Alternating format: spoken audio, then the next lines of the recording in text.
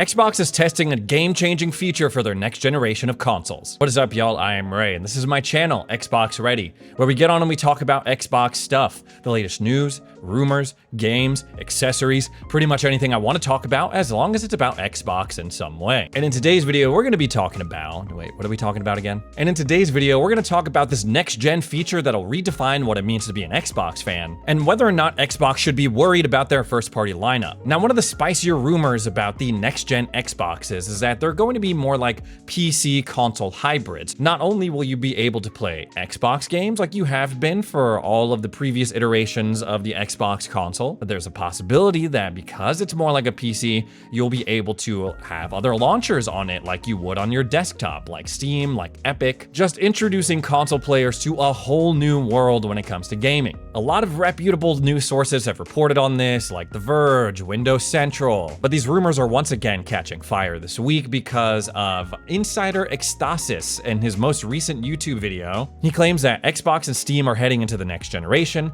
but steps are already being taken as Microsoft has just added the Steam application to the support software for its devices, appearing under the name of Steam Developer Beta. This, of course, is currently only available to certain employees and people who collaborated with Microsoft to provide support or develop certain things. This integration will allow users to run Steam more smoothly and directly from Windows environments, and in the future, Xbox environments. This will allow you to have Steam on your Xbox console and on any Windows device without the need for complex configurations, which is a key step for the experience of the future console. Now, this could very well be a leap in logic, and of course, there's going to be a lot of debate on the validity of this rumor. Ecstasis refers to himself as a fake insider, and in all the time that I've been following him and the times I've talked about him on the channel, he's been right and he's been wrong. I don't know how he did it, but he got pictures of the all digital Series X, the white one, and it was the exact same thing that they revealed at the June showcase and later put on shelves. So I'm not saying this guy has a 100% win rate,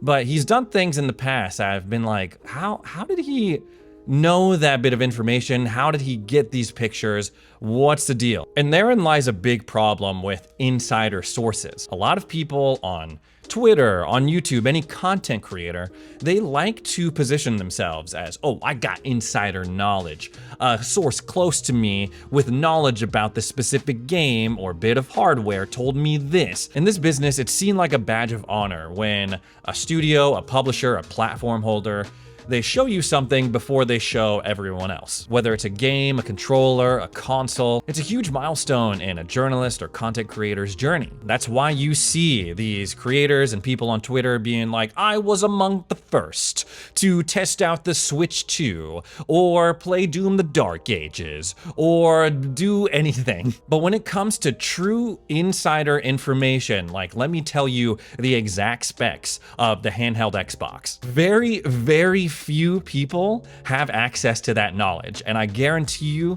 the majority of YouTubers and guys on Twitter, they're not one of them. There are a few exceptions to that, but that relationship is very delicate. Remember, we are living through a time in the gaming industry where people are getting laid off, fired left and right. Tens of thousands of people are losing their jobs year in and year out. You think any of these people already in fear of losing their jobs are gonna go to work and then come home, call up me or their other content creator friends and be like, hey Ray, let me give you insider details about everything that's going on? No, that would never happen. Especially independent content creators like me, because I operate with no oversight. And when they do want to share information, again, it is with those trusted sources. It is very basic, kind of ground level information. They're not giving away everything. That's why these big leaks that happen, like, oh, some hacker man gets in and leaks all of Xbox's plans and like that all digital Series X that looked like an Alexa tower. That's why those are big deals. And on the other side of it, if you're a content creator or a reporter or whatever, and someone tells you about what they're working on or shares details with you, if you go and blab about it on your channel, on your Twitter or whatever, people are gonna know that you're a yapper and they're probably not gonna want to talk to you again because they told you that in confidence. Unless you clear it with them, then that's a whole different story. That being said, Steam integration on Xbox, whether or not they are currently testing it right now, as someone who follows Xbox very closely, it seems like the next logical step for them. Xbox is in the middle of this crazy transition where they're trying to grow beyond console. They're making a push on the PC, they're making a push in cloud gaming, they're still supporting consoles, but it doesn't seem to be as important to them as the other aspects of their business. Even though they'll say, no, it's still important to us, it's still important to us, but they've also acknowledged that the growth is not there in the console market. The numbers are telling them that as well. So no matter what they say, we can assume that their priorities are on PC and cloud. So it makes total sense that they would be working on a console that reflects the current direction that they're going in as a company. It's very unlikely that they would release something that's entirely closed off from the rest of their ecosystem. And there's a lot of questions on how they would handle that. Well, if I can have Steam on my Xbox, why would I even bother downloading games to the Xbox store? Steam will get a bigger cut of that. What's in it for Xbox? All of those things are true. Ideally, if you bought an Xbox console, you would buy games through the Microsoft storefront. Mostly, I think this is just Xbox coming to terms with the reality of the current gaming market. They're trying to grow on PC, but the reality is that they're already losing a ton of market share to Steam. People are already buying their first-party games through the Steam storefront and not the Microsoft store, which is why I think the ultimate goal with these new Xbox consoles is that they'll eventually rehabilitate console owners and slowly and surely convert them into PC players. Xbox is interested in supporting consoles, they're interested in supporting hardware, because they know that the rest of their business hasn't quite taken off to the point where it could support the total loss or them just cutting off hardware and consoles entirely. There's still at least minimum 30 million people interested in Xbox consoles. And while PC gaming is on the rise, especially amongst casual gamers, it's not enough to the point where they could just stop making Xbox consoles. That would cut them off entirely from a certain sector of consumers, people who are interested in playing games on their TV. By releasing the next-gen console, making it more like a PC instead of an Xbox, they can slowly start encouraging people to build their PC gaming libraries versus their Xbox ones that are locked from console to console. In a way, it's kind of cool because down that way, you can sort of see how your libraries are getting future-proof because all of your Xbox games are going to be supported on PC, either through Xbox Play Anywhere or through some sort of emulator that the team at Xbox is working on. Now, of course, there's already something that you can buy or build if you want to play games through the Xbox PC app or play games through Steam. Of course, it's a PC, guys, a gaming PC. Or you can buy Steam Deck, or you can buy an ROG Ally. Any number of devices can do this already. The challenge that Xbox is gonna have to overcome if they decide to go this route, if they decide to put out a next-gen console that's kind of like a PC, kind of like a console, is sticking to what made consoles appealing in the first place. Ease of use is one of them. Am I gonna have to mess with drivers, compile shaders, do all the sorts of extra stuff before I play the game? Number two, is it gonna be more affordable than buying a PC or building one myself? If Xbox decides to put Steam on their next-gen consoles, sure, they may lose out on some money, some sales, but as a customer, that's a total win for me. A console that gives me access to all my Xbox games and my Steam library, that plugs into my TV and has an easy to navigate interface, that's a total win for me. Interestingly enough, my buddy Jimmy just installed SteamOS on a PC that he has now hooked up to his living room TV. That's cool, man. Xbox, just go ahead and refine something like that. Have an Xbox OS instead of SteamOS on it. You know what? Screw it. Make it so you can also sideload SteamOS onto it as well. I don't know. Package that up in a nice little Xbox shell and then put it on shelves. My gut tells me that this next-gen Xbox, the handheld and the flagship one, they're more of a bridge to Xbox's broader gaming ambitions, which is to be more like a publisher. Why sink money into developing and distributing hardware? Why bother with these crazy tariffs that are being turned on and off every other week when you can just take your game, which is the real thing that makes money, and put it on hardware that other people have spent the money on? How are they doing as a game publisher, by the way? I've been thinking a lot about this ever since I saw this little post from Clobril. In it, he has posted the aggregate Metacritic scores from the past few Xbox first-party releases: Hellblade 2, Indiana Jones, Avowed, South of Midnight, Oblivion Remaster, and the most recent one, Doom: The Dark Ages. And as you can see, they range from a score of 77 being the lowest to the highest one being an 87. Should Xbox be happy about this? Should we as fans be demanding more? I have a few thoughts about it, but before I get into it, I do have to acknowledge that Metacritic scores judging a game, especially your enjoyment of a game, off of what Metacritic score that it has, that's totally flawed. To some people, the Oblivion remaster or Indiana Jones could be 9, 10 of 10 games. To other people, however, they would score much lower. If we're going over to the PlayStation side, we see sort of the same thing. Helldivers 2, which was massively popular, especially at launch. That game, what, 82?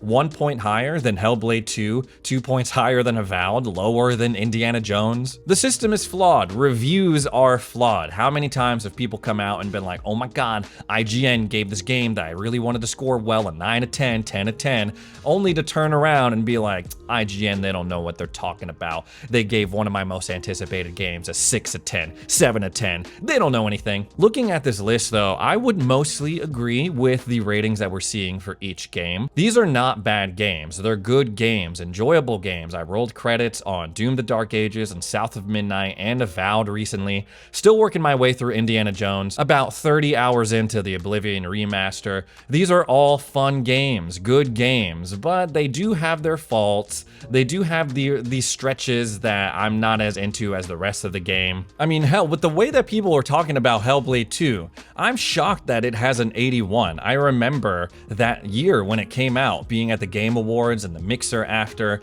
and so many people being like, oh yeah, most disappointing game for me, Hellblade 2. Hellblade 2, I did not like that. I did not like it at all. I don't know what they were thinking. South of Midnight, a lot of people saying it should be in that 8 of 10 range. I think 77, high 70s is fair for a game that has cool elements, but it doesn't quite come together for me. On one end, I don't think that it's time to panic for Xbox as a publisher looking at these scores. They released a string of solid base hits. Not any home runs, but some really solid games back to back. In an ideal world, every game would be a masterpiece, a 9 of 10, a 10 of 10. But of course, that's not going to be the case, and I don't think these studios should be punished for making a good, solid game, but didn't quite reach the heights of a 9 or 10 of 10. Looking at this list, I'm pretty pleased with the amount of original IP that we've gotten over the past year or so. South of Midnight, Avowed, Indiana Jones, Xbox. Obviously not afraid to take swings on new ideas. I hope that they keep doing that. I hope that these games are quote unquote successful enough by whatever metric that they're measuring success with nowadays, because we know what happens when these studios and these publishers, they invest time and money into these games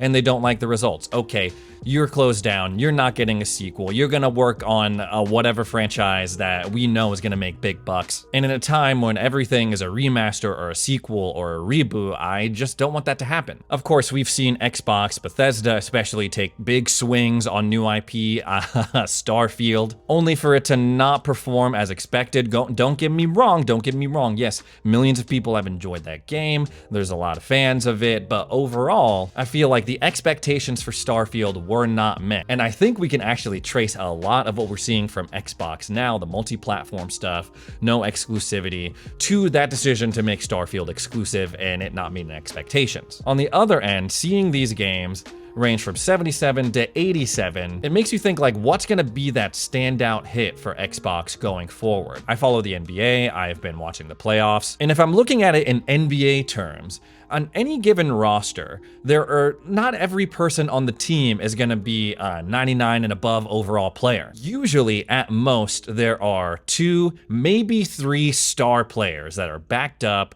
by key role players, guys that come off the bench, provide a spark in key moments. Every good team, every championship team has their star players, of course, but they also have a lot of depth. And when I'm looking at this list, what I'm seeing from Xbox Game Studios, Xbox as a publisher, is that they got a lot of solid dudes coming off the bench. They're not stars, but they'll give you some good minutes. They don't have that star player, though. They don't have a Steph Curry. They don't have a Giannis Antetokounmpo, Anthony Edwards, LeBron James. They don't have that, especially in the absence of their historic tentpole franchises like Halo and Gears, and I would also throw Fable into that as well. Fable and Gears are the ones that we know are coming. We know those games, new installments in those franchises are on the horizon. If they come out and they're an absolute banger, a 9 out of 10 must-play game, that's when the whole thing starts to sing. If your star players are balling out of their minds, it makes everything look better, even these players that are rated 77 overall. At the very least, though, these games are not flops, and I have have been enjoying them, and I've been enjoying the release cadence of them. My slate has been so full from 2025, January 2025 until now. My backlog is crying, and I still have to finish up Avowed, finish up Indiana Jones, jump back into Oblivion Remaster, but also get into Clair Obscur Expedition 33. There's plenty to eat as Xbox fans, as fans of gaming. And again, please, if you're able to try a game, try it for yourself. Don't contribute to the society that we're living in where studios and publishers are making a game for a select few people, reviewers and media outlets and journalists. No. Try it for yourself. Don't wait for someone like me to tell you, oh no, you should totally play this game. Make an opinion for yourself. And when you do that, come back to me and we'll talk about it. Anyways, guys, that's all the Xbox stuff I have to talk about today. Thanks so much for joining me for another edition of Xbox Ready. If you made it this far into the video, consider subscribing. Help me on my journey to 200,000 subs. Thanks again for watching, and we'll see you in the next video.